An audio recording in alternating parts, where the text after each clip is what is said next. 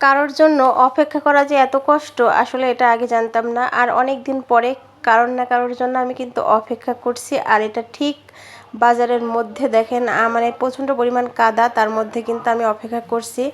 আসসালামু আলাইকুম, সবাই কেমন আছেন? আশা করছি ভালো আছেন। আমি আলহামদুলিল্লাহ ভালো আছি। আমি জান্নাতুল কুষ্টা থেকে নতুন একটা ভিডিও নিয়ে চলে আসলাম। আর বললাম না, অপেক্ষা করাটা আসলে অনেক বেশি কষ্ট। আর এদিকে কিন্তু আমি আজকে ছেলেকে কোচিংয়ে দিয়ে আমি অপেক্ষা করছিলাম আমার একটা প্রিয় মানুষের জন্য। আর প্রিয় মানুষের জন্য অপেক্ষা করাটা কিন্তু আসলে বেশি কষ্ট মনে হয়, সময়টা কখন যাবে কখন যাবে। যাই হোক, আমার প্রিয় মানুষটা কিন্তু চলে আসছে। আর এটা কিন্তু আমরা দুই মানে একটা ভাবি আর আমি একটু বাইরে যাব দরকার ছিল।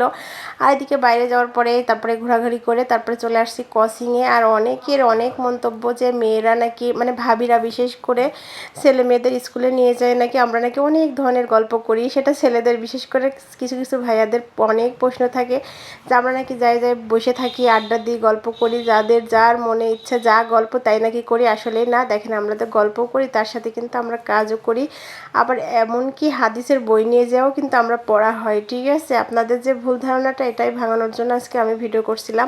আর এদিকে কিন্তু এগুলো সেলাই করে কিন্তু অনেকগুলো টাকা ইনকাম করা যায়। ঠিক আছে, যারা ঘরে বসে ইনকাম করতে চায় তারা কিন্তু এভাবে কাজ করে অনেক লাখ লাখ টাকাও কিন্তু ইনকাম করা যায়। যে শুধু ফেসবুক থেকে যে টাকা ইনকাম করতে হবে তা না, ঘরে বসে কিন্তু অনেক ধরনের সেলাই করেও কিন্তু আমরা টাকা ইনকাম করতে পারি।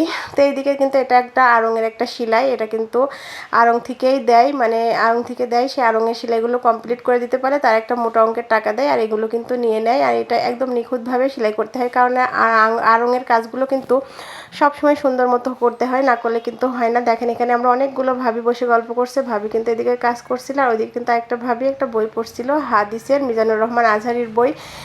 বইটাও কিন্তু অনেক সুন্দর গল্প ছিল, তার মধ্যে অনেক হাদিসের কথা ছিল। আসলে অনেকের ভুল ধারণা থাকে যে আমরা নাকি বাচ্চাদের কোচিংয়ে নিয়ে যাই অনেক ধরনের গল্প করি। হ্যাঁ, এটাও করি, গল্প করি, কে কি শপিং করছে, কে কখন কোথায় যাচ্ছে, কার কি হয়েছে, সব ধরনের গল্পই করা হয়। কিন্তু তার সাথে সাথে কিন্তু আমরা কাজও করি। দেখেন অনেকক্ষণ বসে থাকার কারণে আসলে সবসময় গল্প করতেও ভালো লাগে না, সবার মনও একরকম থাকে না। এই জন্য কিন্তু মাঝে মাঝে আমরা হাদিসের বই পড়ি, সেলাই করি, গল্প করি, বাইরে যাই, সব কিছুই করা হয়। তো আপনাদের জন্য বিশেষ করে প্রিয় প্রিয় ভাইদের জন্য এই ভিডিওটা ছিল। অনেকের অনেক মন্তব্য, আমাদের অনেকেই বলে যাই তো শুধু বসেই থাকো আর কি করো।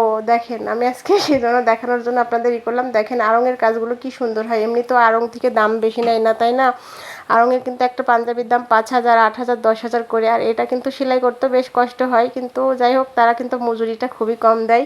আর এই পাঞ্জাবিটা সেলাই করতে পারলে 400 টাকা দিবে। তাই বোঝেন কত শিলার দাম। আর শিলার দাম কিনে জানি না, কিন্তু সব থেকে বেশি কষ্ট লাগছে অনেকটা সেলাই ছিল কিন্তু দাম ছিল খুবই কম। তো যাই হোক, কম হলে কি হবে, এটা সময়ও তো কেটে যায়, বসে বসে থাকে 3-4 ঘন্টা, সেই সময়ের মধ্যে কিন্তু ফাঁকে ফাঁকে সেলাই করলে অনেকগুলো টাকা ইনকাম করতে পারবে। তো যারা এগুলো কাজ করে তাদের তো অসংখ্য অসংখ্য ধন্যবাদ। আর আমি তো যা হোক করছিলাম, একটু করতে করতে ভাবলাম যে গল্প করি আপনাদের সাথে, এই জন্য কিন্তু গল্প করলাম। তো যাই হোক, এই ভিডিওটা এই পর্যন্ত। সবাই ভালো থাকবেন, সুস্থ থাকবেন। আবার নতুন একটা ভিডিও নিয়ে আপনাদের মাঝে চলে আসবে। আজকের মতো বিদায় নিলাম। আসসালামু আলাইকুম, সবাই ভালো থাকবেন, বাই বাই।